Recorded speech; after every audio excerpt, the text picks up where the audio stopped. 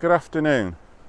Well, it's the first time I've managed to get out since getting back from Scotland, and we're well and truly into autumn now, so I thought I'd try and capture some of the autumn colours. So to start off with, we're going to the Bowder Stone, and then we're going to have a mooch around the wooded area around there to see what we can find that's full of autumnal colours. Sorry about this video, I'm not quite sure. The camera seems to be moving around a bit side to side, trying to keep track of me. Right, so I'll head to the Bowder Stone and see what we can do. So see you on the next one.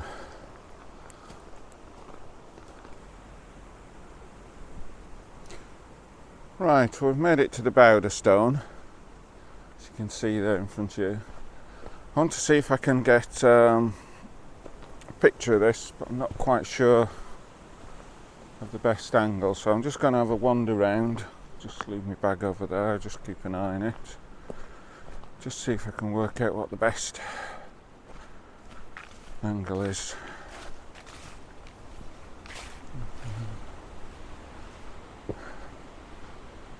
Yeah, probably from here somewhere is the best. You can see the full stone there with the steps up. But, let's see, there's somebody that's been bouldering there. I think they're just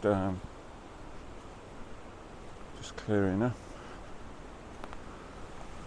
So maybe just have a quick wander up to the top, see what we can see from the top. I think it's one of those days where the weather's changed. It's quite blustery at the moment. And,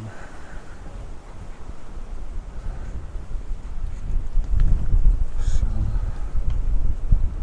there's chances of rain, so whether I was half thinking of getting the drone out, whether we do, I don't know. So considering this is only what, quarter of an hour down the road from us, it's a long time since I've been up here. So I don't know whether we can just get right onto the top bit here. Let's just take the glasses off.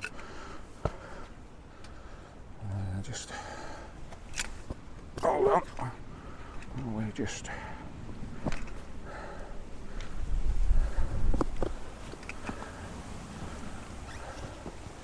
a number of people that have been up here. The rocks are now quite smooth, so that I can see into the distance there. We can see catbells coming across to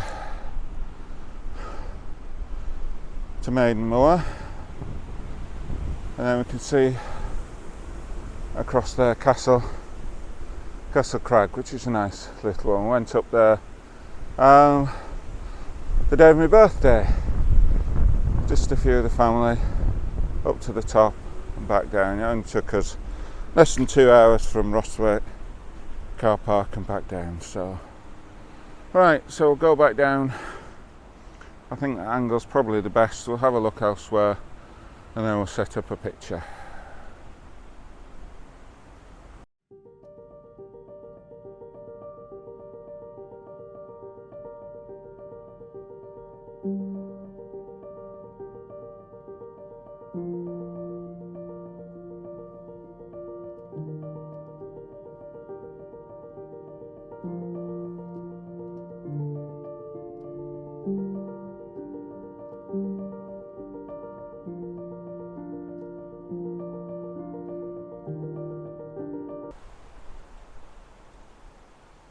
Right, we took our shot of the Bowder Stone.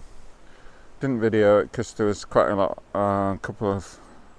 Couple came and they stood waiting while I took my shot, which was very kind of them. But I just felt I couldn't actually record that. But I've only just come a little further round, and I've come across this Whether it be any good, I'm still learning, very much learning woodland photography. It is a little dark, sorry if the video appears a little dark, but there's this wall and then there's the bracken that's turned with the odd bit of that's still got colour. So if I show you the back of the camera, if we can get it to come on, there we go.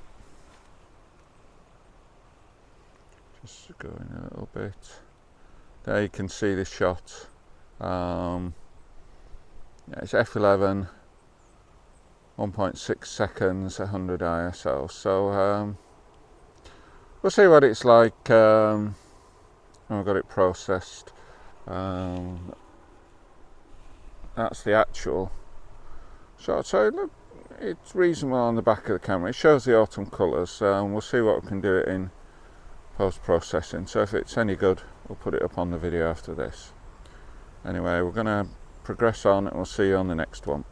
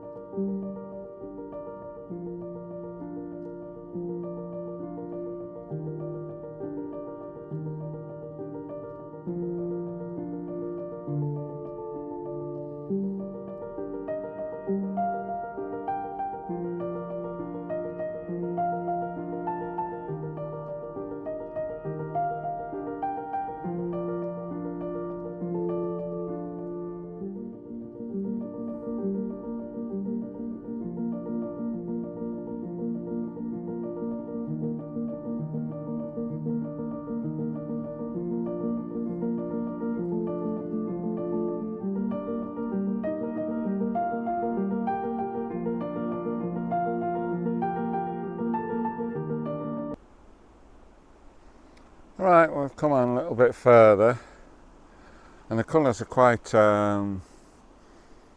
amazing in the bracken here. Some are still green, some are definitely dead and brown, and then there's yellows. So I thought it would be nice to get a shot of them, but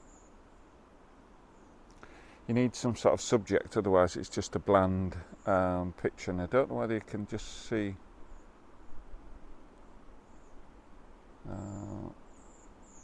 I've got it in the right place. Yeah, there's a dead tree there, and that's what I'm focusing on. And the phrase that comes to mind, the dead in among the dying. So the tree's dead and the bracken's dying. So that's the shot we've got. We haven't actually taken it yet. I just turn the camera on. You can see on there now the last shot I took, which possibly has been up on the video, it's not the one I showed you. I took another one. I upped the ISO so I could up the shutter speed because I was aware the wind was blowing and the bracken was blowing in the wind, so I needed to up the shutter speed. So I've done the same here, although because I'm focusing on the tree, I don't know whether you can see there, but I've got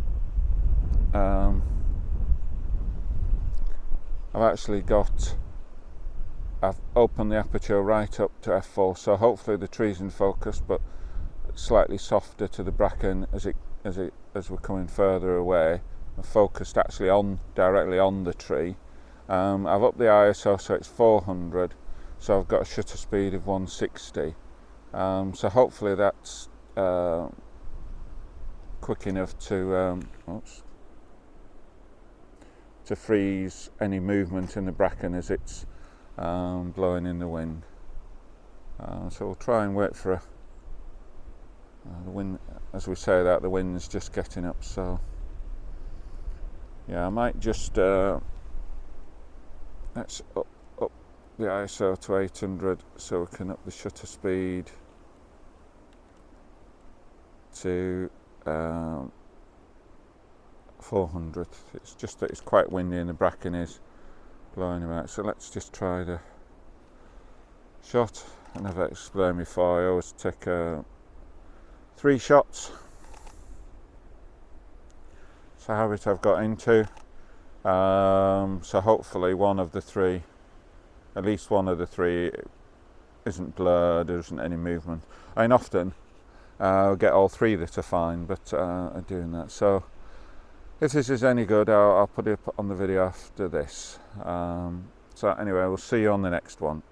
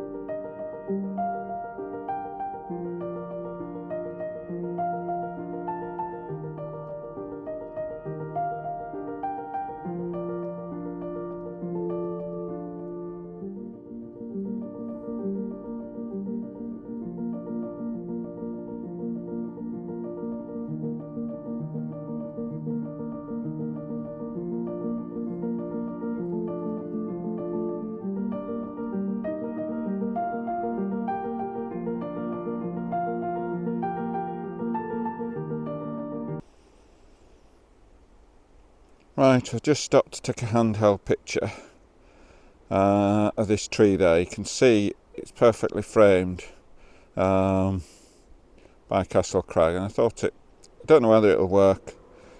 If it's worked, we'll put it up on the video. If it's not, we won't. See if I zoom in, you can see there that the tree's framed by Castle Crag. So you got to try things, got to be in it to win it. But if it's any good, we'll put it up on the video after this. It's probably one of the last ones. We're heading back to the van now. So anyway, we'll see you on the next one.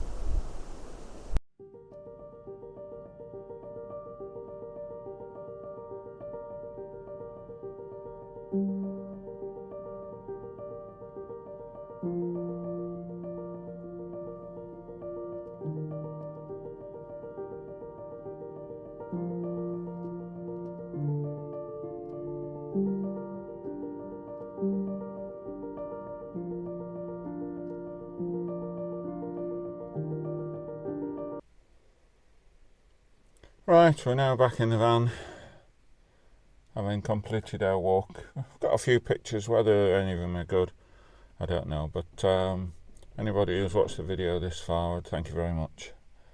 I'm trying to get them out at least fortnightly, but thank you for watching. See you on the next video.